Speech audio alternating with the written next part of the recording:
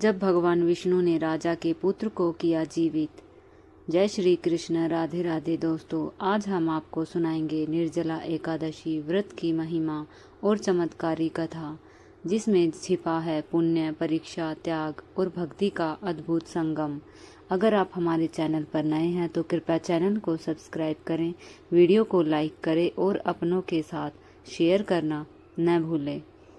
प्राचीन काल की बात है। विभंजनगढ़ नामक राज्य में राजा बलवंत सिंह नाम का एक पराक्रमी, सत्यव्रती और दानवीर राजा राज्य करता था। वह भगवान विष्णु का परम भक्त था। राजा ने अपने महल के समीप एक अद्भुत फूलों का बगीचा बनवाया था, जहाँ सैने सुगंधित और रंग बिरंगे फूल खिले रहते थे। नगरवासी उस बाग में घूमने आते, फूल तोड़ते और पूजन हेतु ले जाते। समय बीतता गया और एक दिन ऐसा आया कि पूरा बगीचा उजड़ गया। न कोई फूल बचा, न रंग, न सुगंध। राजा बलवंत सिंह को यह देखकर अत्यंत दुख हुआ। राजा ने बाहर से माली और चौकीदार बुलवाए, सुरक्षा बढ़ाई, मगर फिर भी रातों को फूल गायब होते रहे। यह समझ में नहीं आया कि अब कौन ले जा रहा है। राजपुरोहित महर्षि रघुवीर ने सलाह दी, हे राजन, भगवान विष्णु के चरणामृत और श्री हरि की माला को बगीचे में बिखेर दीजिए। इससे जो भी अदृश्य चोर है वह पकड़ा जाएगा। राजा ने ऐसा ही किया। रात को स्वर्ग से अप्सराएं और देवता जैसे ही फूलों को लेने आए। एक अप्सरा मधुस्मिता जैसे ही चरणामृत और पवित्र फूलों पर पड़ी, उसकी सभी दिव्य शक्तियां नष्ट हो गई। वह वहीं स्थिर हो गई और स्वर्ग नहीं लौट सकी। सुबह होते ही चौकीदारों ने उसे देखा।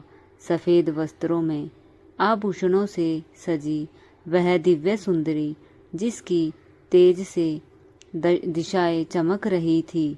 राजा बलवंत सिंह महल से भागकर आए और मधुस्मिता से पूछा, हे देवी, आप कौन हैं और क्यों रो रही हैं? अप्सरा ने सारा वृतांत कह सुनाया। अप्सरा ने कहा, अगर किसी ने एकादशी व्रत किया हो और वह अपने व्रत का पुण्य मुझे दे दे तो मैं स्वर्ग वापस जा सकती हूँ। राजा को एकादशी का ज्ञान नहीं था। उन्होंने अपने कुल गुरु से पूछा। गुरु भी अनजान थे। तब राजा ने घोषणा की, जिसने एकादशी का व्रत किया है वह आए, मैं उसे आधा राज्य और ढेर सारा धन दूंगा। मगर कोई नहीं आया। अप्सरा ने नारद जी को याद किया और महर्षि नारायण दास तुरंत प्रकट हुए। उन्होंने बताया कि राज्य में एक कुम्हार दंपति रहते हैं, हरिया और गुंजना। एक बार गुंजना जंगल में मिट्टी खोदने गई, रास्ता भटक गई और 3 दिन भूखी रही। अनजाने में एकादशी व्रत हो गया। राजा ने उन्हें बुलवाया। गुंजना ने नारायण दास जी के बताए मंत्रों से अपना व्रत फल मधुस्मिता को अर्पित कर दिया। अप्सरा वापस स्वर्ग चली गई। अब राजा बलवंत सिंह को एकादशी की महिमा का बोध हुआ। उन्होंने राज्य में घोषणा कर दी कि हर 8 से 80 वर्ष तक का पुरुष या महिला एकादशी का उपवास रखेगा। जो नहीं मानेगा उसे दंड मिलेगा। प्रजा ने नियम मान लिया। अब जब प्रजा मरती तो सीधे वैकुंठ जाती। नरक खाली होने लगा। यमराज और चित्रगुप्त के पास कोई काम नहीं रहा।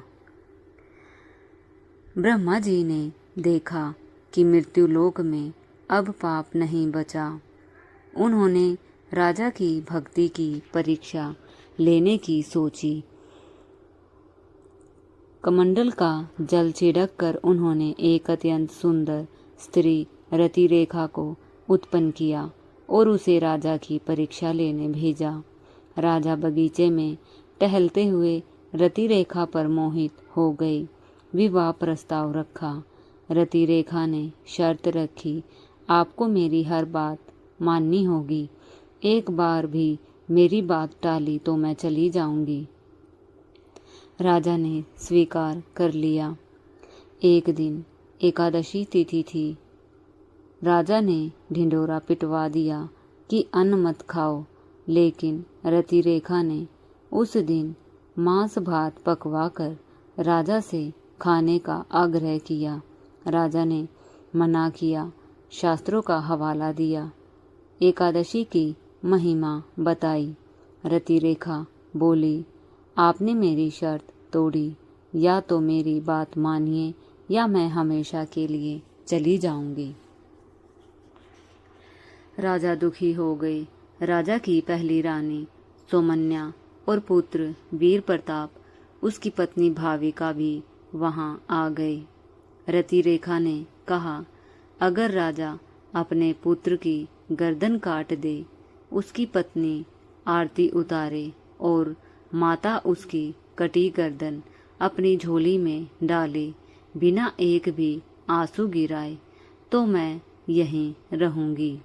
राजा स्तब्ध रह गए। पुत्र वीर प्रताप ने कहा, मैं तैयार हूँ, लेकिन एकादशी का व्रत नहीं छोड़ूंगा। भाविका ने आरती उतारी। राजा ने तलवार से पुत्र का सिर काटा। सोमन्या ने झोली में लिया, पर किसी की आंख से आंसू नहीं गिरा।